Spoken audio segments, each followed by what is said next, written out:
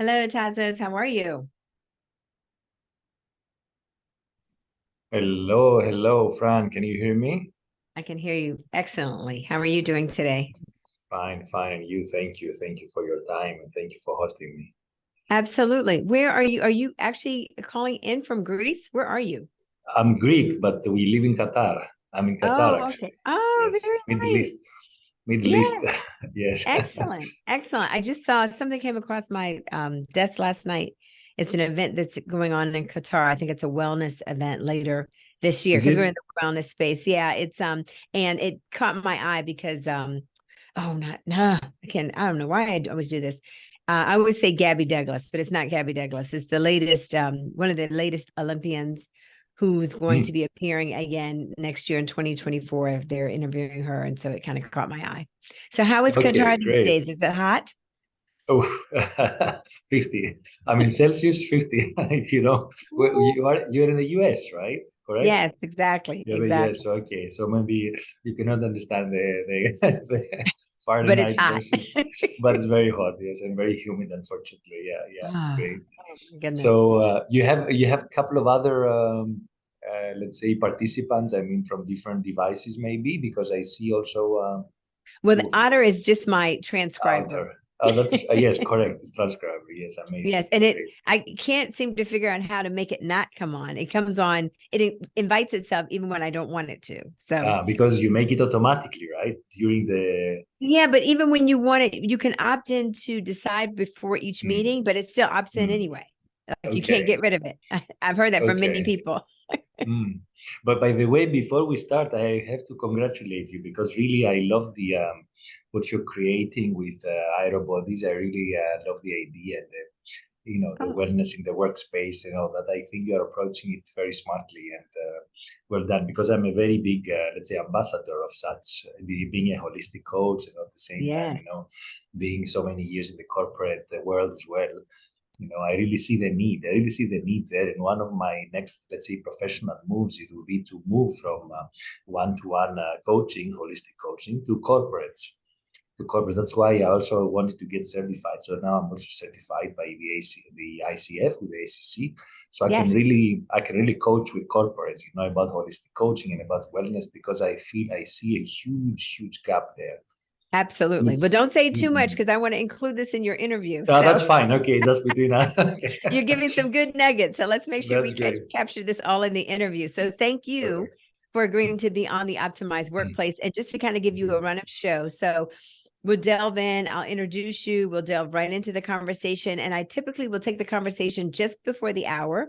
And I will always, I'll kind of wind it down and then I'll close it out, but I'll leave the recording continuing to go because I find those last 5 to 10 minutes as we're wrapping up and saying goodbye are usually like nuggets. Once we start talking to each other, there's like one or two precious nuggets that I find our guests will leave. And I'm like, oh my gosh, why didn't you say that during the actual recording? So I don't turn Mm, the recording off. And then at the very end, before we say goodbye, I'll turn it off. Does that sound that's good? fine. Yeah, that's fine. And you have a point there because I've noticed this also with other podcast hosts. Yes, sometimes you get more friendly, more relaxed in the end, and then Yes. some interesting insights come up. You're right. Absolutely, absolutely. So if you're ready to rock and roll, I'm going to. Sure. Oh, let me make sure I am pronouncing your name correctly. So it's can you pronounce it for me? The whole It's name. Tassos. What's your last First name? name? No, first name is Tassos. Last name is Kotzias. Kotzias. Yes, perfect. Kotzias. Okay. Yes, Tassos Kotzias. yes, perfect. Okay, fantastic. Well, let's get it going. I think it's going to be a great Mhm. show. Welcome to the Optimized Workplace. I'm your host, Fran Dean Bishop, where our discussions with influencers, experts, and innovators are helping transform the well-being and sustainability of today's workplaces and spaces. Today, I have the pleasure of speaking with Tassos Kotzias on the value and impact of heart coaching methodology, which is really interesting. So, heart coaching is all about making you feel holistic, empowered, accepted, resilient, and transformed. And Tassos truly believes that his passion. Oh, let me start that over. Okay, so edit that part out. I'm going to start this part over. Mhm. Tassos truly believes that his passion around this training methodology, heart centered training methodology. He really believes that this system of training can help. I'm botching this piece. I don't like this at all. Okay, so I'm going to start this all the way over from the top, Ryan. So just scratch the first part. I'm starting it all the way over. Welcome to the Optimized Workplace. I'm your host, Fran Dean Bishop, where our discussions with influencers, experts, and innovators are helping transform the well-being and sustainability of today's workplaces and spaces. Today, I have the pleasure of speaking with Tassos Kotzias. Say that 3 times fast, right? Tassos, on heart and the value and impact of heart coaching methodology. So heart coaching, for our listeners, is the idea of helping you feel holistic, empowered, accepted, resilient, and transformed. I think that's completely amazing. And Tassos truly believes that, and is very passionate about the fact that this training methodology and this system of training can help us appreciate and integrate holistic transformation, balance, and harmony in our lives. So I am over the moon excited about this conversation. So Tassos, welcome to the show. Thank you, Fran. Thank you. It's a pleasure of being here with you, and appreciate our discussion today. I'm also excited, to get this going, and let's see how we can bring value to our listeners.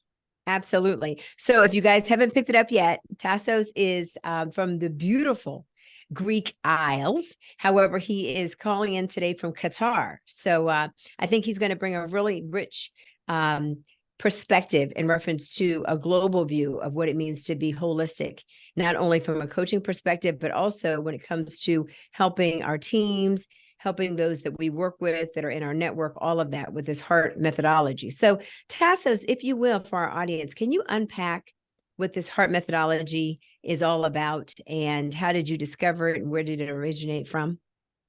So yes, HEART is basically a copyrighted coaching methodology of mine, and it's an acronym, as you already mentioned, which means holistic, empowered, accepted, resilient, and transformed. And how do we achieve this? We achieve this through a 5-step process. So when we get to coach with someone, getting into a coaching partnership, we discover first all these ideal habits that someone can use in their life systematically in order to create this holistic approach, first of all.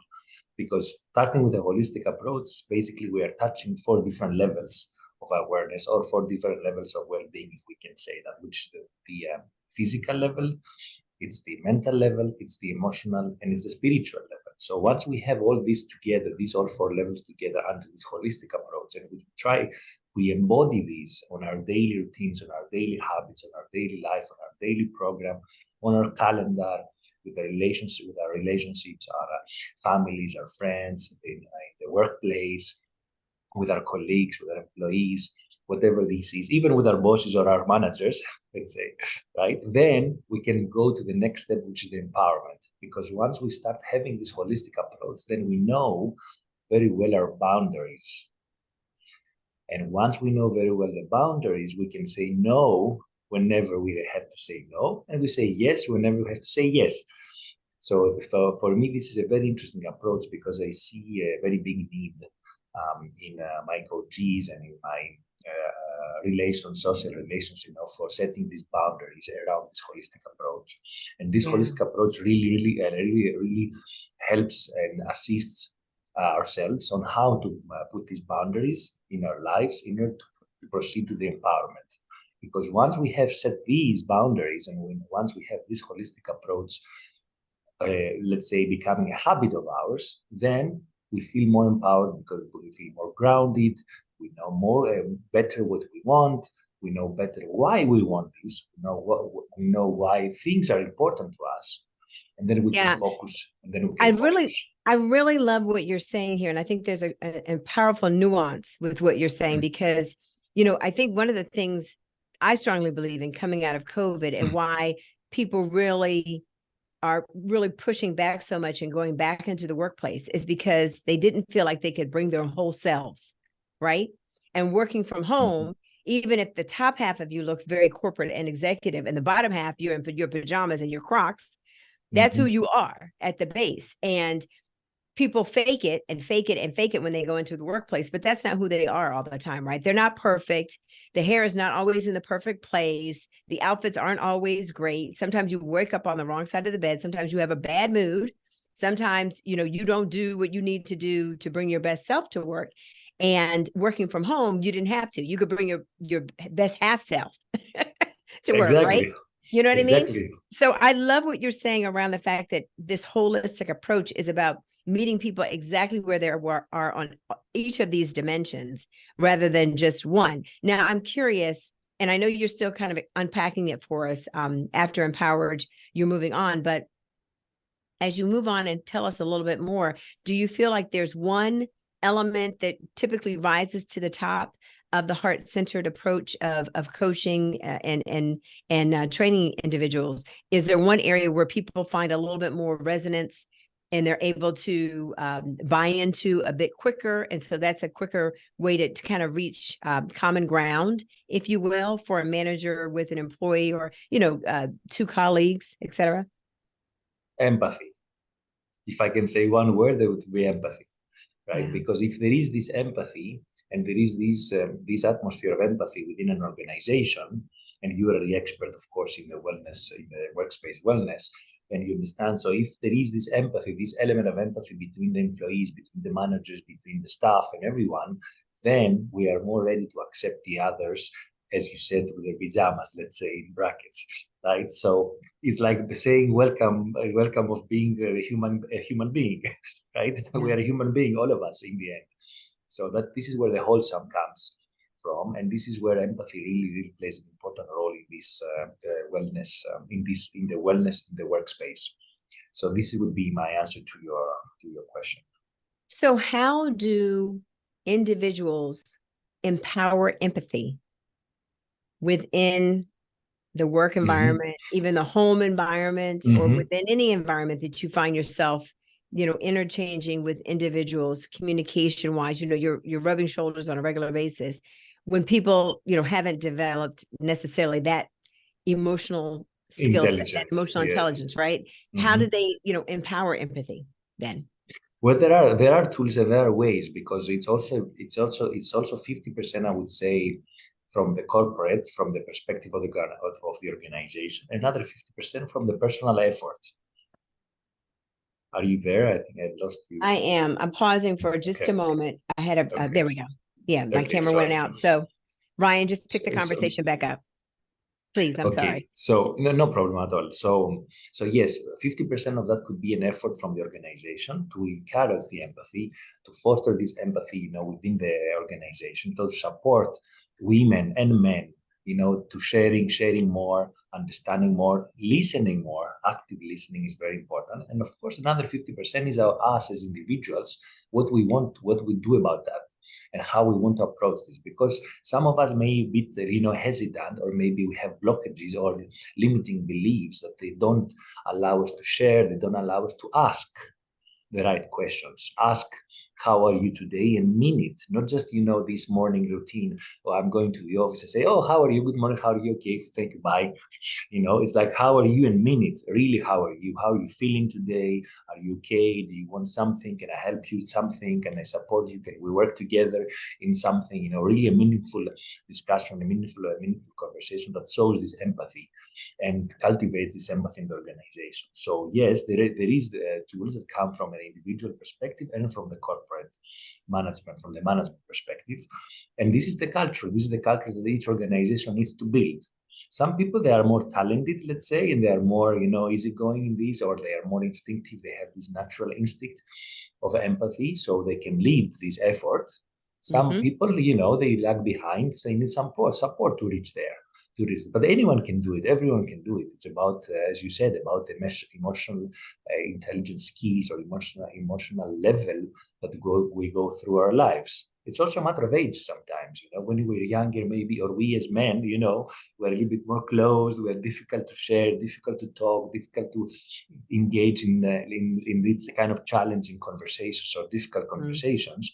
While women may be more open, maybe are more willing, to go through this process, and this can really help them and support women specifically, to also advance in their careers, achieve their goals, manage this, where before we're talking about like work-life balance. If I may here, I would like to change a little bit this meaning, let's say, or this nuance of work-life integration. Because as you said, what is work-life balance? You said before, yes, but when I'm home, I'm feeling comfortable, and I'm feeling very compared to when I'm in the office. So how can we be comfortable in our offices? If we need to walk with our socks without shoes, for example, or barefoot, let's do it. Why not doing it? Why the culture should allow to do this? If we can be more efficient and more productive, and you know what, this is in many cultures and in many religions, as you know, this is perfectly allowed. That would be very interesting common. to see. But that would be very interesting to see people walk around the Wall Street, right, with a suit on top and pajama bottoms on the bottom. Yeah, but then I know. But we have to ask ourselves, why do we need to wear a suit in the first place? That's a great point. I think you're making a great point. You're absolutely right. I mean, in order to meet people where they are, you have to be willing to let people bring their whole selves. I remember I attended a conference a couple of years back, and the speaker, the keynote speaker, was talking a lot about this, EI and reframing it so people could bring their whole selves. And I remember somebody raised their hand and said, I don't want my team to bring their whole selves to work. Like, I don't want to see the rest of that, which, everybody laughed, right? Everybody got a kick out of that, which, I could see that side. But at the same time, if you don't, looking at what we just came out of with this, horrible pandemic, when I was watching a report the other night on 60 Minutes, it said that, we're just, feet away from another, horrible virus like that. Right. So if you don't let people really explore who they really are and bring themselves and be open and honest about that, then that's where you see where things are today, where people are resisting coming back. You have this complete, upending of the workforce and the great resignation and all this other stuff that's happening, because it's really the great reimagination. We're having to reimagine what the future of work looks like, because folks aren't happy with that old traditional model, and just trying to regurgitate it and bring it back isn't going to work. So one of the things I'm curious about around this topic is, with the work that you've done, you've obviously been involved with this for quite some time, Tassos, where do you see the biggest shifts happening as you introduce this, into corporate, the clients that you work with? If you can tell us a little bit about that, where do you discover the biggest shifts your clients are able to make with this methodology? The biggest shifts is really in being happier, being calmer, being more mindful, I would say, right? Because when you go through these steps, these processes, the transformation process, you're coming closer to your real purpose. You're coming closer to your authentic self, to your true self. So the closer you come there, the calmer you feel, the more mindful you feel, because you know that you are in your space. Let's say you're in a comfortable space, and you have discovered this space, and this space already gives you the calmness that you need, the presence that you need, the grounding that you need in order to be efficient and successful. And without seeing work, without seeing a job or a project or a deadline or a deliverable as a huge milestone or a huge stressful situation that really holds you back, and you don't know how to behave, or you don't know how to react, or you don't know how to deliver. So you are happier, you're smiling more, very important. Don't forget that you have a beautiful smile. So you have to maintain that in the workspace. But this happens only when we are closer to what we really want to achieve, when we really know who we are. And this is a big shift. Because from your experience in the corporate world, right? If you ask out of 100 employees, how many are they are really, really happy on what they do in their day job, in their actual day job, let's say, if I can call it like this. Maybe what, 5%, 7%, 8%, right? That would be the maximum. So how can we shift these 90%? Let's say, of the people, how can we shift them in a way that they feel aligned with the corporate culture. They feel aligned with the beliefs, with the value system, the beliefs of with the goals of their organization, so that they give the maximum they can instead of silently resigning or really not being efficient or effective at all. Oh, So that's for me, amazing. this is the shift. This is the shift that happens, and this is part. If I can go back, if you allow me, going back to this empowerment Please, acceptance please. thing, this is very important for the empowerment, the acceptance cycle. Because if the organization can provide this environment of providing trust, a culture that trusts the people, a culture that values the people, then the people reciprocate. So they give the trust back. They offer more. They offer more. It's not about the money only, or the benefits, or the allowances, or all these material things. It's about how can I contribute more? How can I support my colleagues? How I can have a better? How can I be more innovative? How I can be more creative for the benefit of the organization, for the benefit of the team, for the benefit of myself. How I can impact more, what I can do to find something new, something different, to create an impact in not only in the corporate, in the company, the organization, but also to the world through the organization. Yeah, I definitely have seen that. I mean, and I'm sure you have in your work too. You walk into organizations that you work with, clients, whatever, speaking, and you can instantly tell those who are really vested, who really feel connected, who go above and beyond, and there's a pep in their step. We call it inner zing here at Aerobodies, but there's a zest to them, right? There's a vitality to them. There's an energy to them in terms of what they do, that they're not doing it because of the paycheck. They're doing it because there's a passion behind it. They really love it. And even when it's the work you don't like to do, right? Like, a CEO, I've been running my company for almost 30 years. There's a lot of stuff I don't like to do. There's a whole lot of stuff. Like, I'm not excited about doing everything soup to nuts. No, I'm not. But things like this, I love. Getting in the trenches and really helping people create transformation, I love. Right. There was a time I really loved the training piece, but I've blown out my knees with a couple of knee surgeries. So the bottom half doesn't work as well as the top half anymore. So I'm more top half. Right. But whatever the case is, you find that zing. And so that zing pushes you through to get the other work done.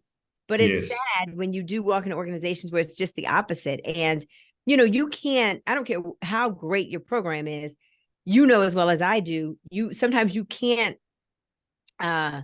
resurrect the life of people who just don't believe in the mission or the vision or the overarching theme of the organization, because they don't see the empathy, right? Like they've tried to give everything they could, but it's not there.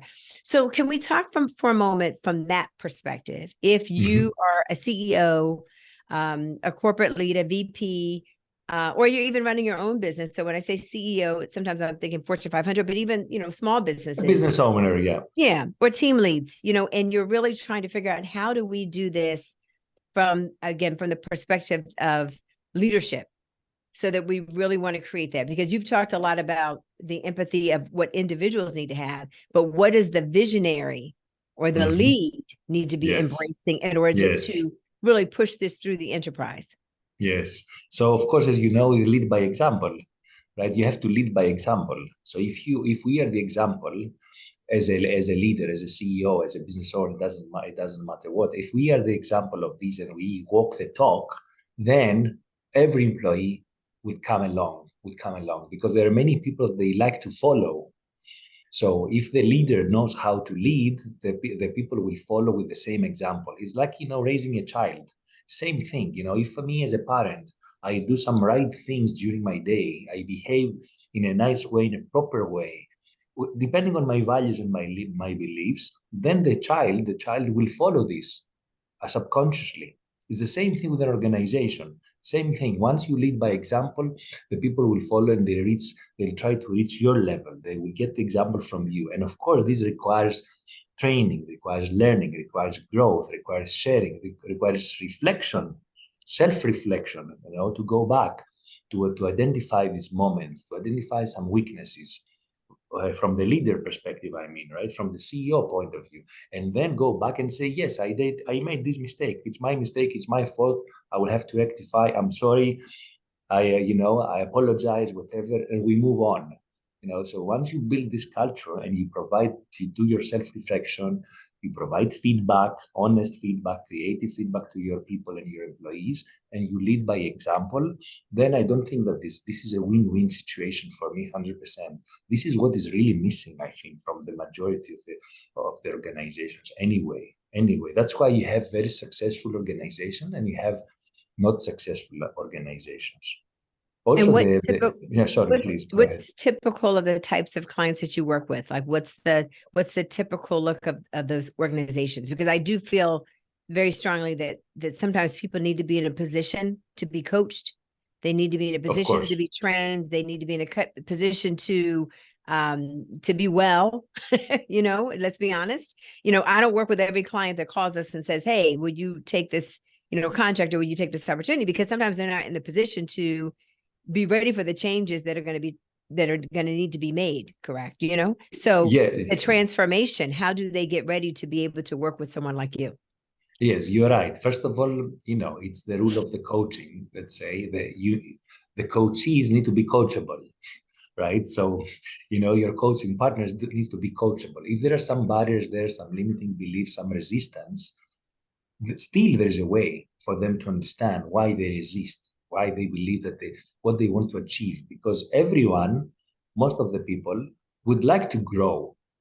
But the question is, it is just a want, I only want, it's just a desire, or I really can put the effort.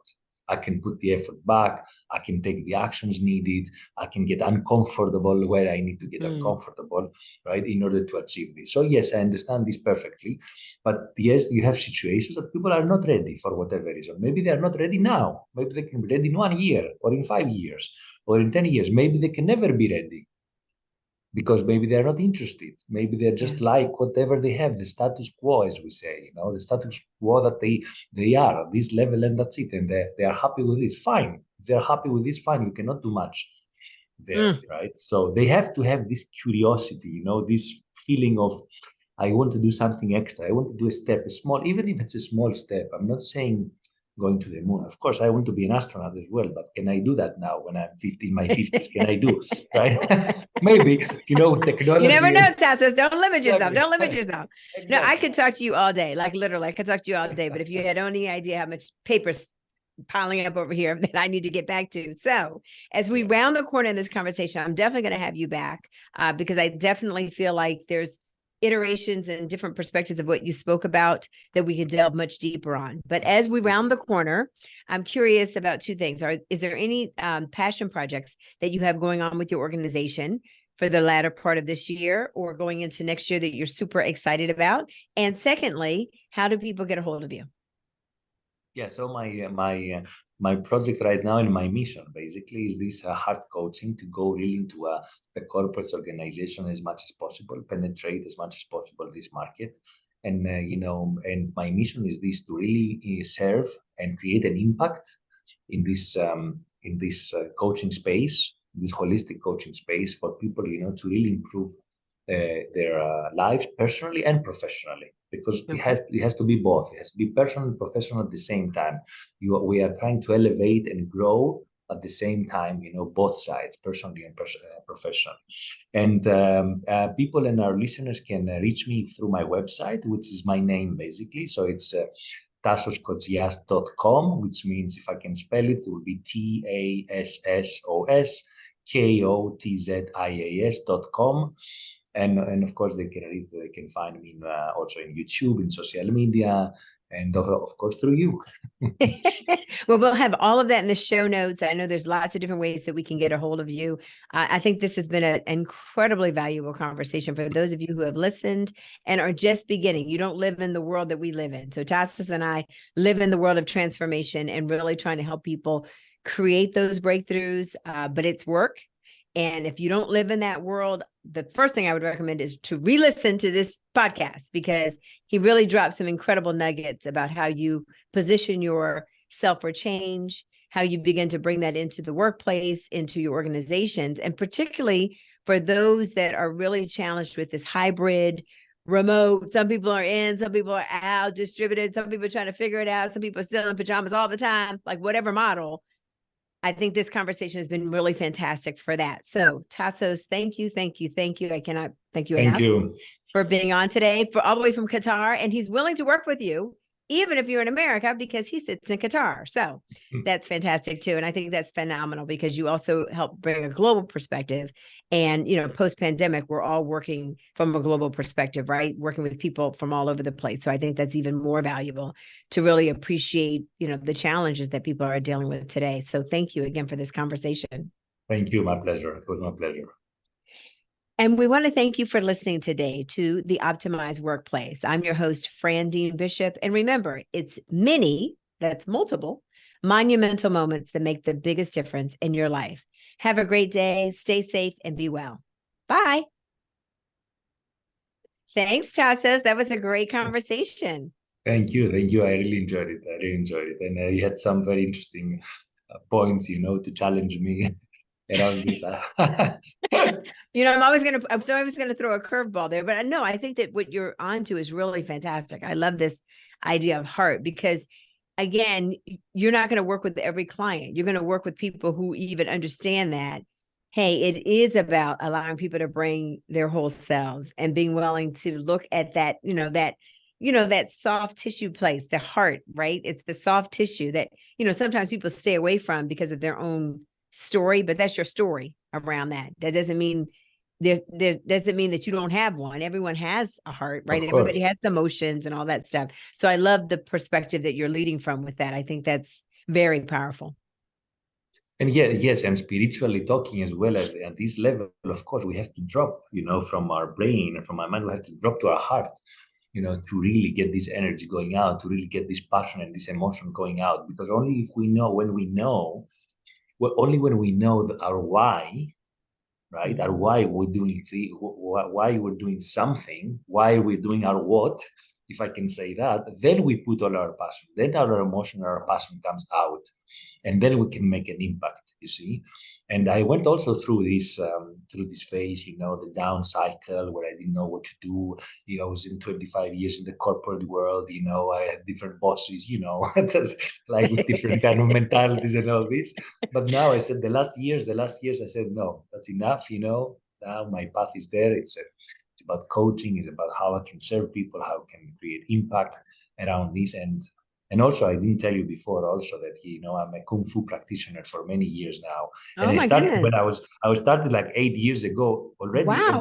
A bit old for this kind of sport or art. My goodness. It's art, because it's an art. It's not a sport, really. It's an art, right? And this also led me to this path of mine here, one by one. Goodness. Because with the mentality and the philosophy of a martial artist, which is noble, and it's about, a deep Chinese philosophy, for thousands of years. The wisdom you receive and you embody slowly, gradually, step by step is incredible. It's immeasurable. It's something I say to my son, you have to go to China, to a Shaolin temple, stay 2 years, 3 years, start training with the monks, and then come back a completely different person and wise person. Well, that's one thing I didn't get a chance to mention during the call, is that it is obvious you embody your work. So often and it's probably better I didn't say this during the call, but so often I interview people who they're not happy. Like, they're saying one thing, but their whole body and their whole spirit is saying something totally different. And because I've been doing this so long and have studied deeply communications, it's like, you're saying one thing on the screen, but your whole body is saying something totally different. And I'm not buying it. But you obviously embody happiness and wholeness and transparency and love. It's so obvious with that. So you're going to exude that. And I truly believe you'll attract that. And the people who can't get there, those are some tough people to work with anyway. So you do have to position yourself to be ready for, you know what I mean? It's like, look, I can only be myself against the wall for so long, because you're not getting this because you don't want to get it. So yeah. Yes, and I'm really strong believer that in the end, every one of us has a unique talent or a unique skill, has a unique thing to contribute to the world, right? To the society. And then on the other side, there are always people that will resonate with that. And they will be attracted.